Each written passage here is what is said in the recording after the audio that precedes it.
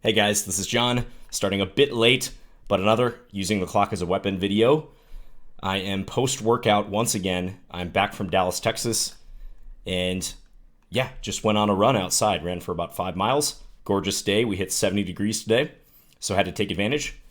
And I want to see if this little experiment of mine, not only trying to move fast and improve my decision making, practical decision making, but also trying to play post workout makes any difference. I'm really curious about this because I feel pretty good right now. Hello to my opponent. He says, hey, in the chat. Hello, Fa. Must be a viewer or someone I know. Okay, I got to watch out for d5 here. d5 is looming. Let's play queen d6. It's another queen move. I'll try to fianchetto this baby. Also on my run, I said hello to everyone I meet, smiled and said hello. Again, another little experiment. I highly recommend that. The reception was pretty positive, so that was cool. Okay, I think he wants to get in bishop a3. I could take this pawn. There's actually probably not much wrong with that. I'm going to do it because if he attacks my queen, I can go queen g4. He says, am I on TV? No, just recording, my friend. Just a local recording here. Okay, bishop b2, preparing some sort of ambush. Let's play queen g4. So I'm up 2 pawns now. He's not going to trade queens. Definitely not. Probably f3.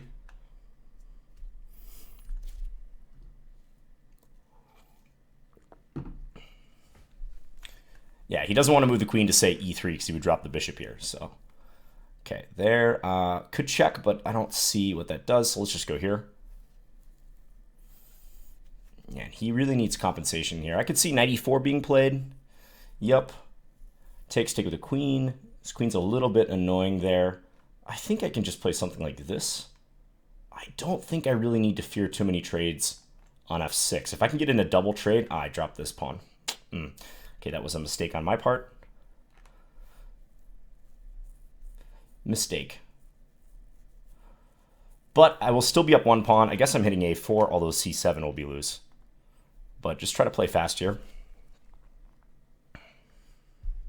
Yeah, he does take. Okay, so rook c8 or bishop takes a4. Don't like that c7 is hanging. I could, what if I take and then play check and bishop c6? Genius. Maybe he'll take with a pawn. Check, bishop d4, queen takes c4.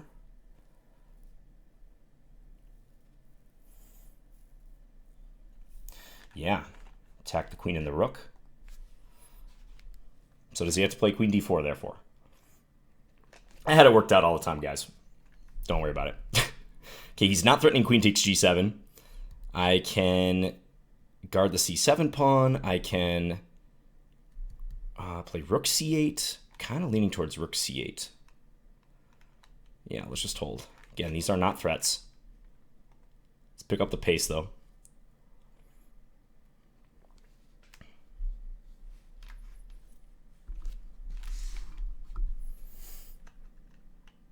Using this rook because I want a6 guarded. So he takes, or moves his king. Yeah, let's take here. Can take c2 now, or play bishop b5. Let's take c2. We'll just be greedy.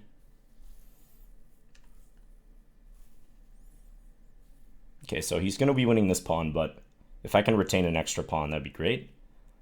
Thinking about bishop d6. Let's do it.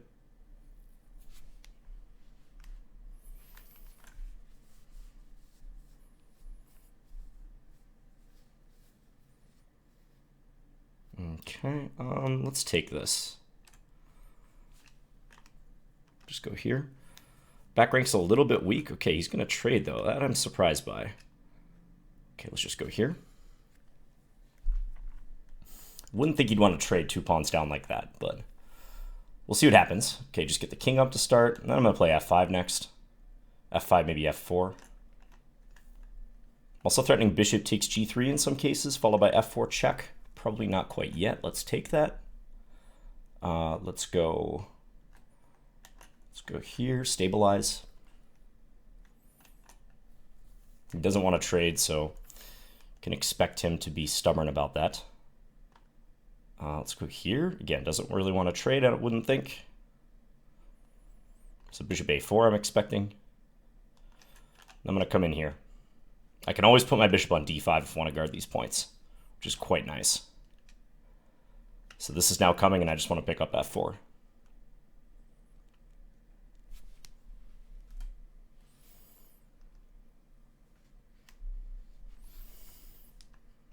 Yeah, this is just going to be winning. Check, king back. Let's advance. Again, bully him with a trade.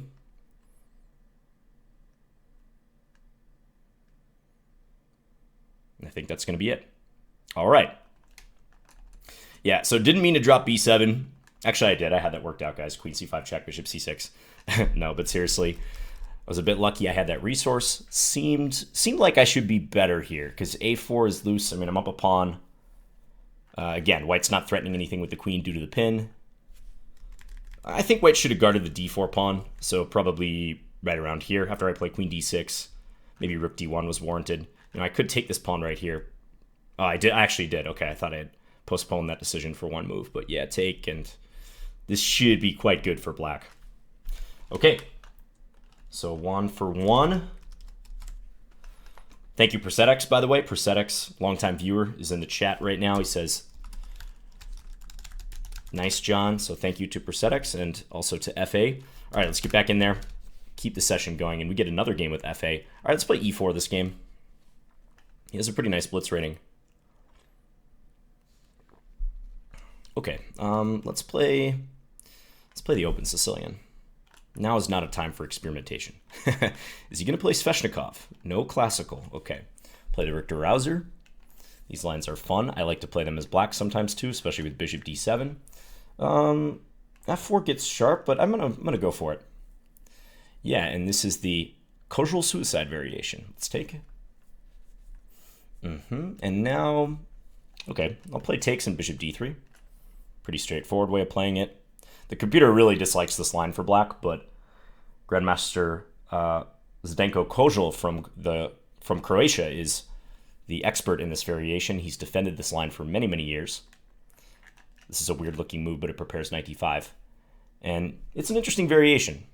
Black gets this big pawn center and the two bishops, but their king is in serious jeopardy. I'd actually like to make some videos about this opening because I think it's highly intriguing.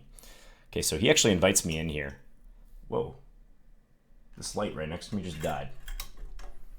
Hopefully it's not a sign from the heavens. I hope I didn't do something wrong, guys.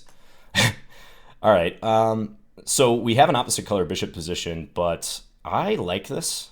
I like this a lot for me. Let's just play king b1, always helpful. Yeah, he's going to have chronic light score weaknesses in this position, and I'm guessing he's going to castle queenside. He may keep the king in the center, but yep, there he goes. Okay, so attacking on the queen side would probably be the normal thing to do here. Let's play rook here first. Maybe just menace a capture.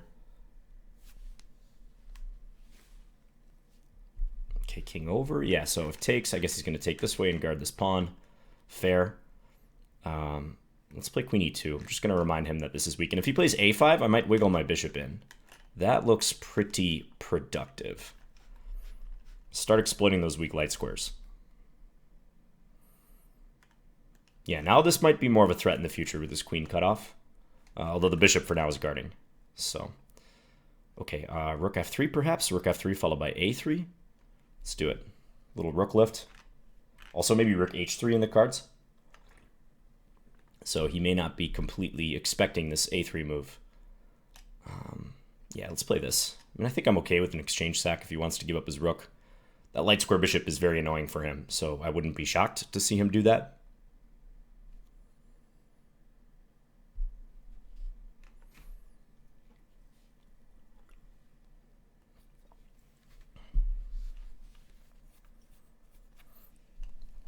Yep, he does. Okay, take, rook b3.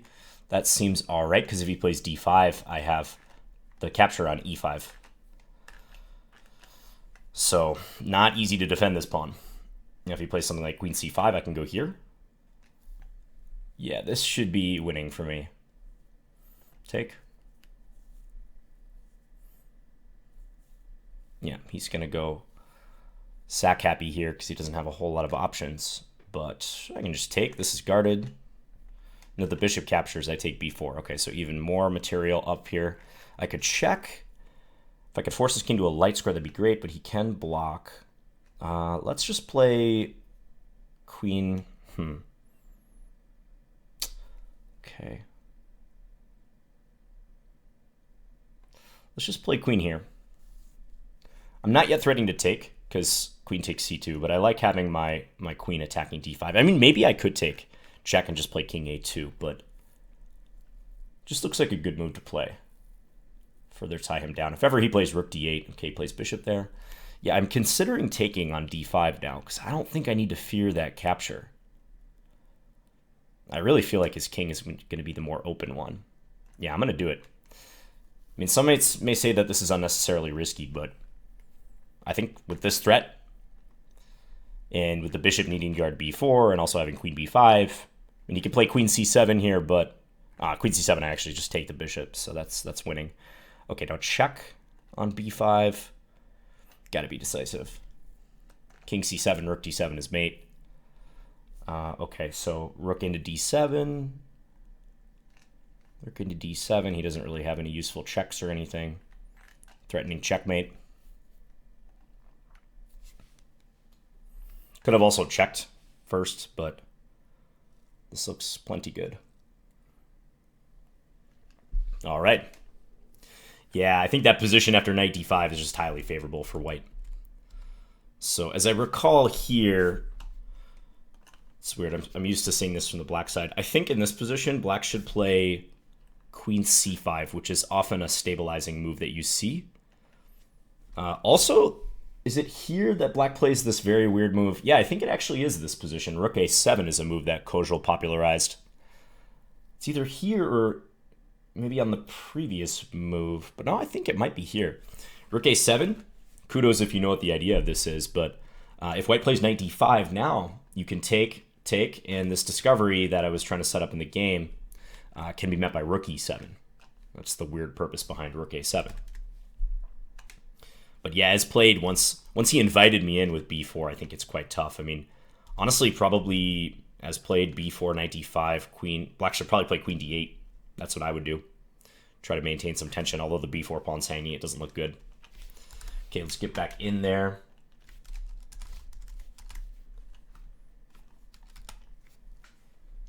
Yeah, those of you who live in countries where it's not culturally acceptable to talk to strangers, I think would especially benefit from the smile and say hello thing I was encouraging you guys to do. Like those of you in Nordic countries, I'd be really curious to see what happens. Be safe about it, of course. I don't want you to get into trouble, but... okay, let's play h5. Let's go here. I'm going to try to route this kingside knight to... Well, okay. Let's play this move first. Maybe make a decision with this. Okay, now I'm going to try to threaten knight takes e5 for one thing, but I want to route this knight here.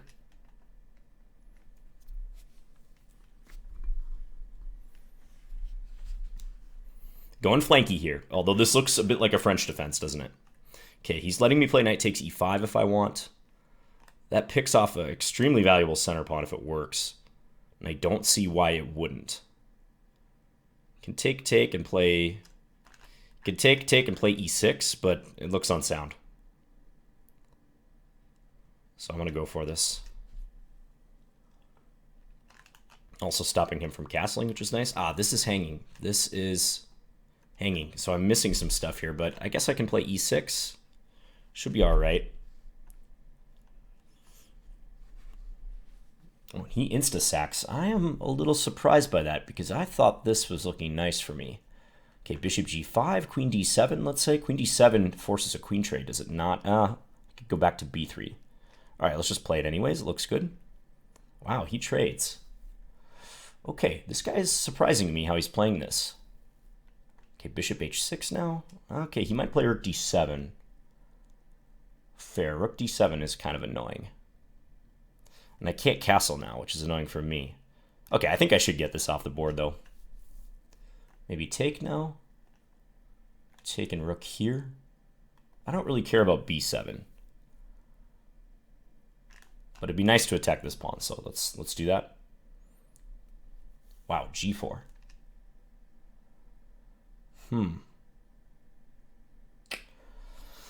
Interesting move. Take and then move the knight. He's very strong on the 7th rank, though, if he gets to do that. Yeah, okay, interesting decision. I'm thinking about rook d8 here as well. Kind of encourage him to take b7. I'm really not sure.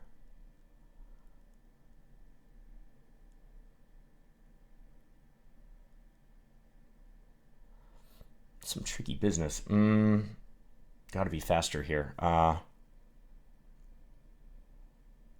right, let's take.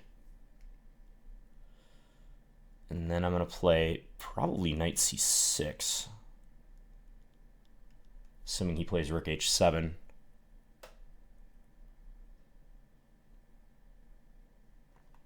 Let's go there.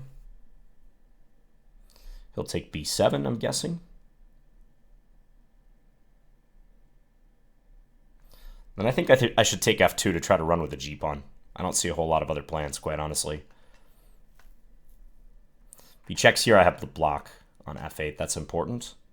He might play this, though. Ooh, e7 could be an issue. Okay, he plays that right away. Don't know about that one. Okay, now knight e5. Ooh, I think he messed that up. But still not over, not by a long shot.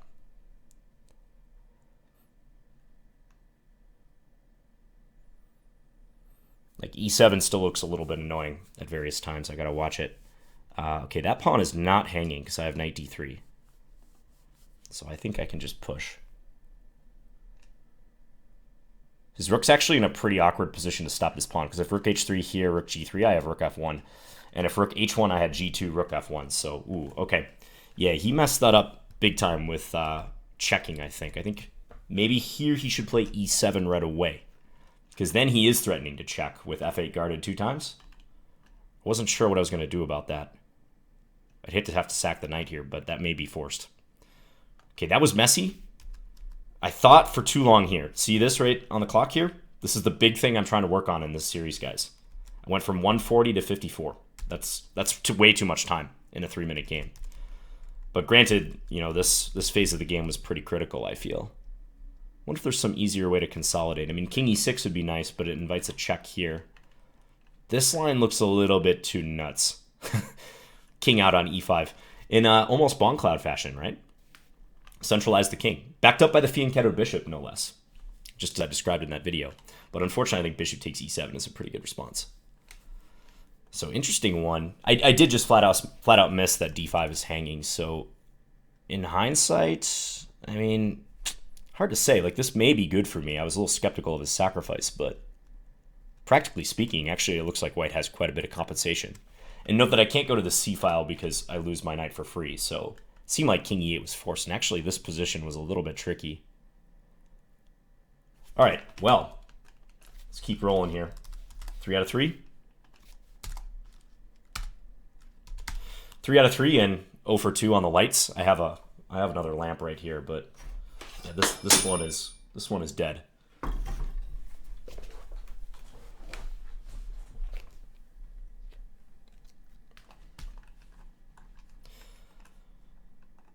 I am curious, while I have a moment, probably a game is going to get fired up here any second, but I am curious about that g4 move. Once he played g4 might just be a good move for white, quite honestly. Okay. Playing someone with a bunch of numbers in their name. Let's play Uri Lopez. If he plays a6, I'm going to play the exchange. I played this line for a long time. h5 is the main move here for black, setting up a fishing pole idea. You don't want to take and open the file. So usually they take now at this point, and then you can take with a queen. You get a queen trade.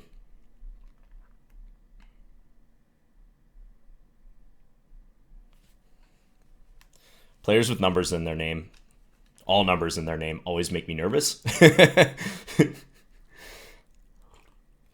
It's sort of a well-known thing that people who cheat sometimes use usernames like that, but I am in no way saying that this opponent's going to do that. I always assume that people are clean the first time I play them, so Okay, he castles, so I can take and then play knight g5. Wondering how that works out, because he has queen h6, but I take on g4 with check, which is pretty compelling. So I think I'm going to go for that. There's also, once he takes bishop g5. So there may be multiple ways to take advantage of this last move that black plays. Black has to take, yeah. Weren't really too many options there. I think I kind of like bishop g5, to be honest. Nah, queen e6.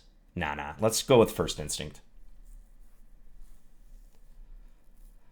If I can force him to play knight h6, I think that's mission accomplished. He's going to have a hard time setting up threats on the file here. He'll have to do something like this and then move the knight. It looks very slow. By that time, I should be able to play something like g3, king g2, rook h1, totally secure my king side.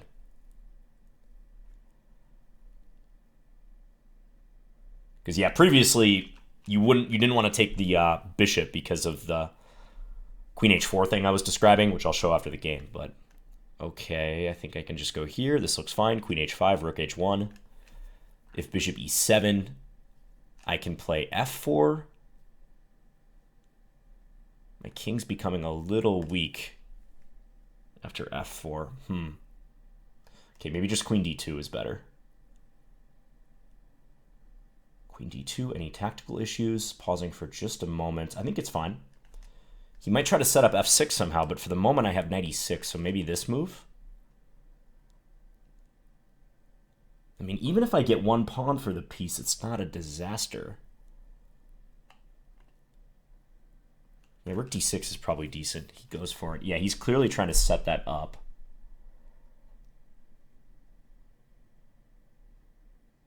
Okay, I don't see off the top of my head how to save that knight, so I'm going to let him execute that main plan. And I'm just going to pull this knight back. Again, practical decision making. Try to go after this. It's actually equal material here, isn't it? But I think this is already okay for me. So let's just do this. Let's develop. Rook h1 coming.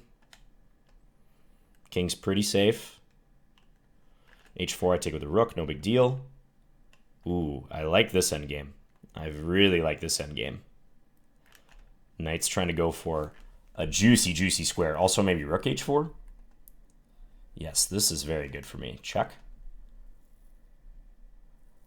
I like to announce checks sometimes in my online games just to be courteous, you know. Always thinking about my opponents. Okay, knight f5 or take c7. I think knight f5.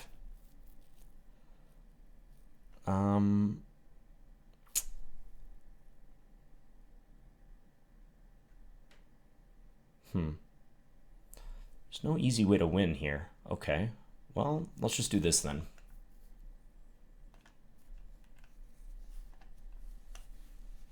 Bide our time. Okay, let's go here. I might play b3. He probably should play b3. To gain some sort of counterplay? No.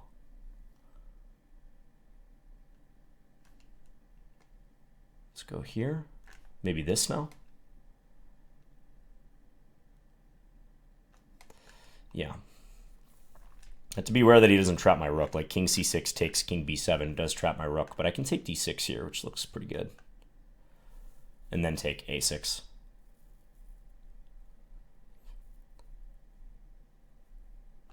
Let's take check.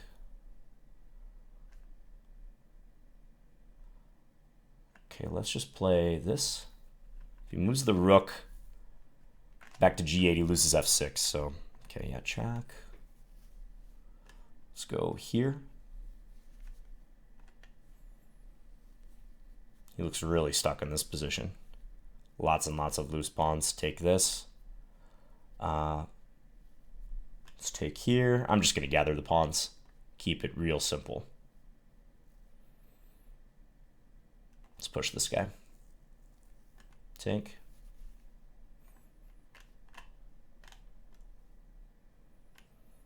Cut off his king.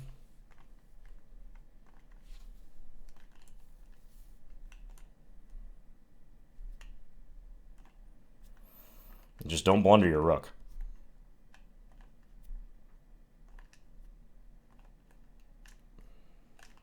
check.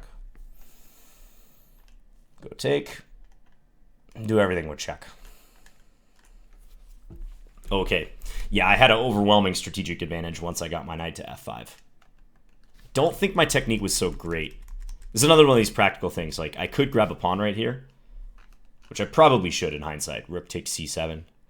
I just wanted to keep my knight. I didn't want to allow him to do this and somehow defend. But actually, it looks like he's dropping another pawn because, or close to it, because if he has to play rook b8, going passive down a pawn like this looks pretty awful here. If f5, I have check and then take f5, so maybe I should have done that. Although I'm not going to fault myself too much. I think knight f5 was fine. And, you know, even though I didn't manage to keep the piece, I was able to just develop quickly and actually get a nice strategic edge going into the endgame here. So maybe I could have thought longer and come up with some way to keep my knight after all this happened. Knight g5, knight h6. It looks like I should be easily winning here, but it's a little bit tricky. The knight doesn't have an escape with this pawn on g4 guarding these two flight squares. So I am proud of myself for just, yeah, right here. Okay, I took 10 seconds to play it, but not bad at all. Just doing this, and material is equal, 7 pawns each. But I was able to take and then complete my development and hammer away against that h-pawn. Okay. So that's 4 for 4, and let's play one more game. I got a little bit of feedback on the session length, so thanks to those who said that 5 games was a good length. Appreciate that feedback. Okay, this guy is good, Vladimir Damjanovic. Let's play queen d5, kind of a cheeky move. Try to force a queen a5 Scandinavian. And another Mises Gambit, okay.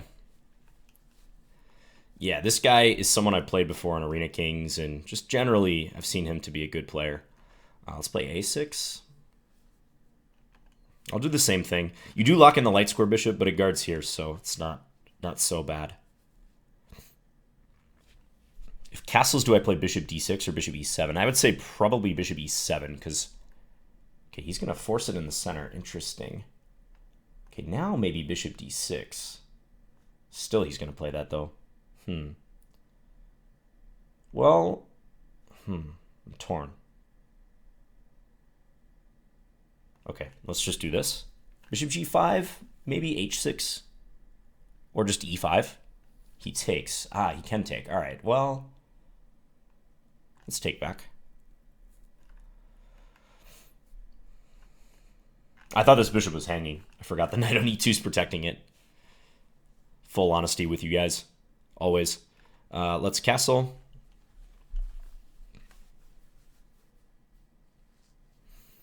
All right, let's just develop.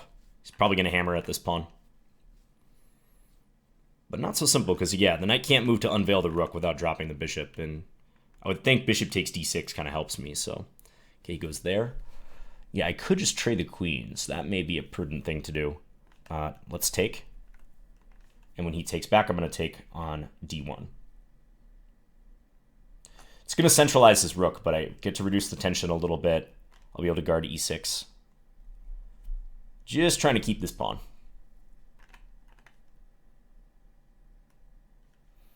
On moves like knight f5, I think I can play king f8, stabilize. I might play knight a5 in the future. Okay, goes knight e4. Yeah, knight a5 definitely comes to mind. My lack of development is kind of annoying here. b5 perhaps? b5 take, bishop d5 looks a little bit annoying. Yeah, knight e4 is probably a good move. Let's take.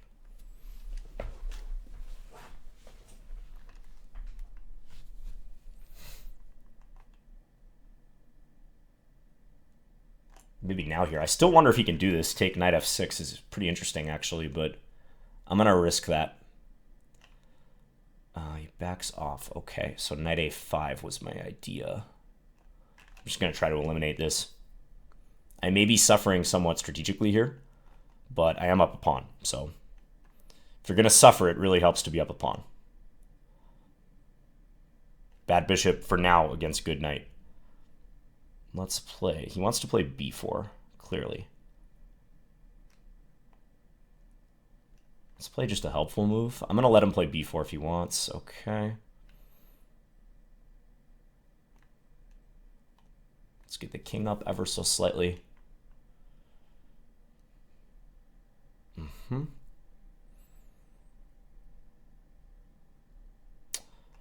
Okay. Need to speed up a little bit. I'm thinking maybe this.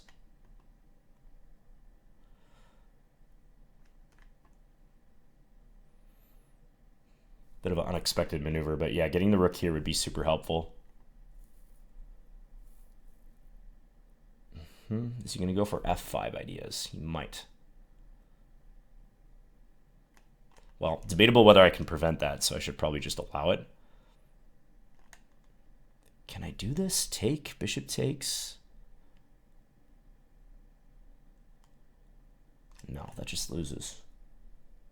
Okay, well, let's do this.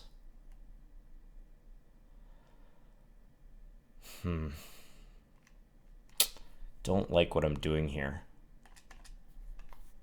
I'm burning a lot of time to do it, too.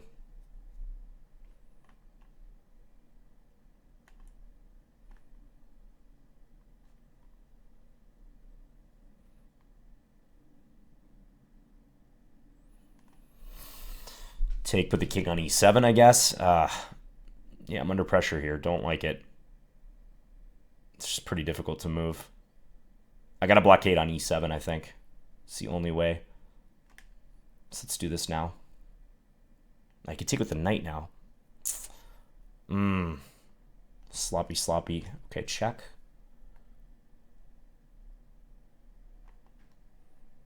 Tries for some confusion.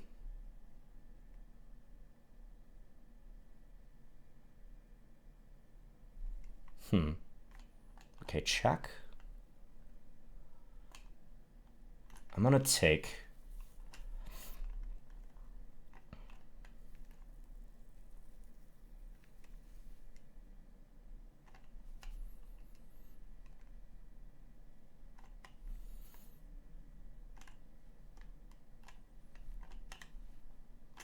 No, blundered that, but okay, he didn't take it.